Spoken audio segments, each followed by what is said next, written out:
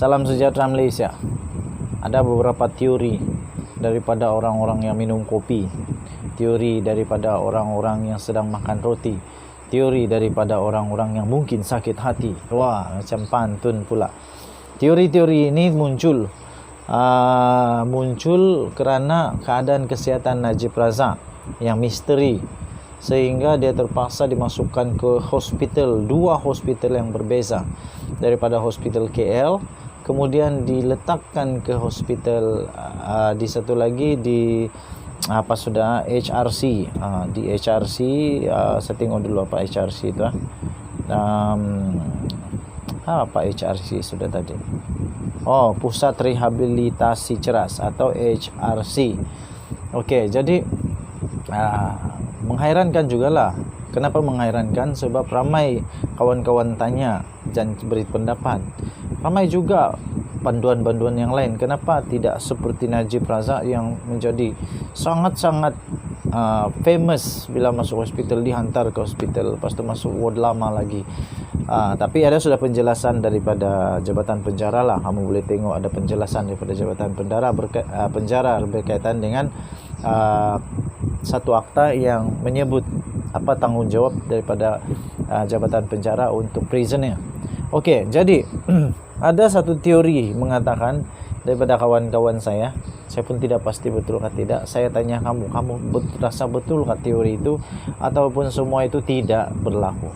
Teori diorang kata sebenarnya mungkin Najib Razak bukan sakit biasa, tapi mungkin mereka kata Najib Razak sudah terganggu mental dia.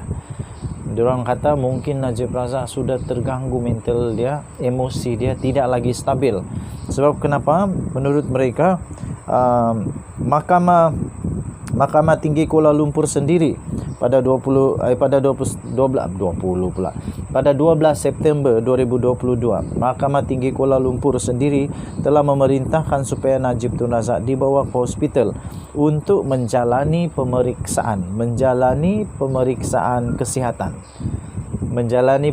kesihatan ataupun mungkin yang kita kenali sebagai medical check up. Mungkin itulah.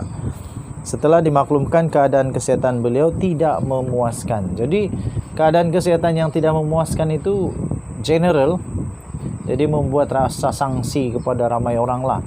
Mereka kata mungkin Najib Razak sudah terganggu mental dia. Harap-harap, saya berharap sungguh-sungguh. Sebab saya tidak apa-apa masalah dengan Najib. Saya tidak bermusuhan dengan Najib. Malah saya masih hormat dia sebagai manusia.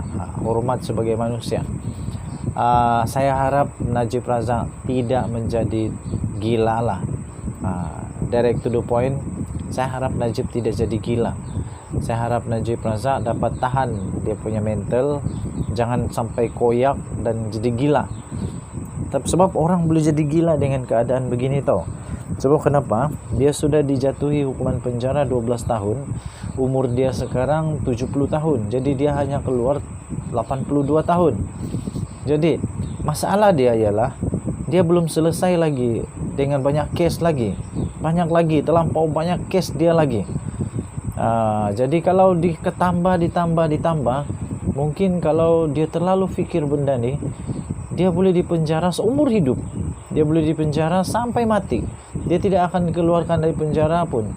Dia tidak akan merasa lagi nikmat sebagai orang biasa kalau disambung.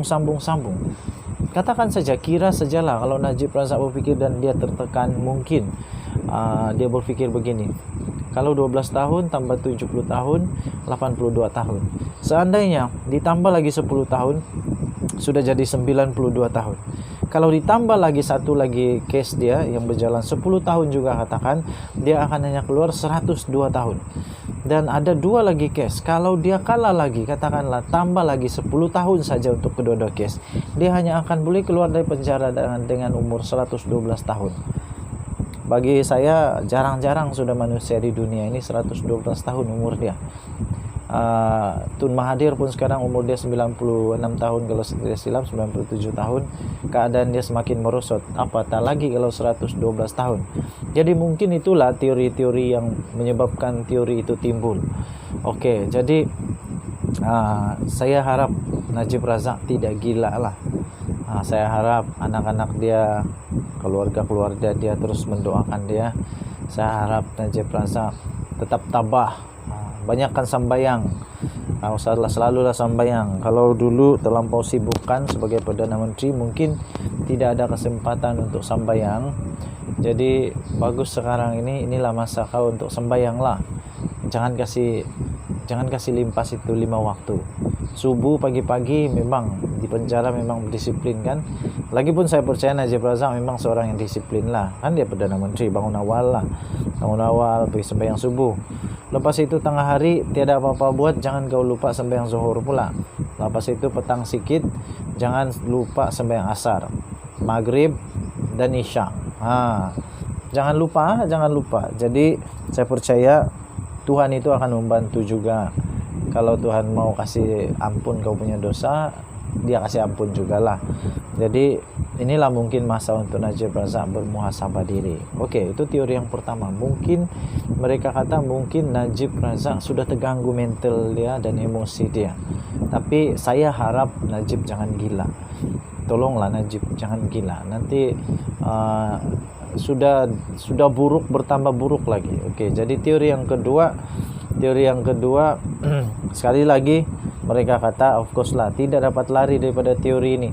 Mereka kata Najib cuba untuk melengahkan lagi satu lagi kes mahkamah dia yang sedang berjalan ini, menanggu-nanggu.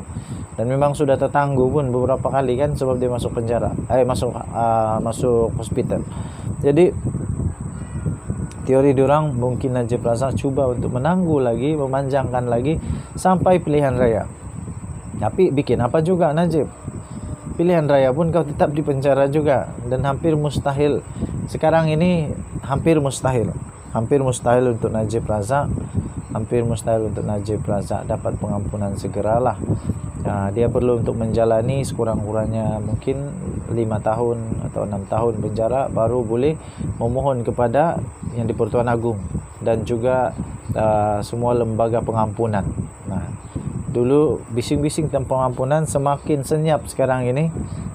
Mungkin sudah dapat terima Najib Razak adalah banduan penjenayah negara, malah penjenayah terkenal seluruh dunia.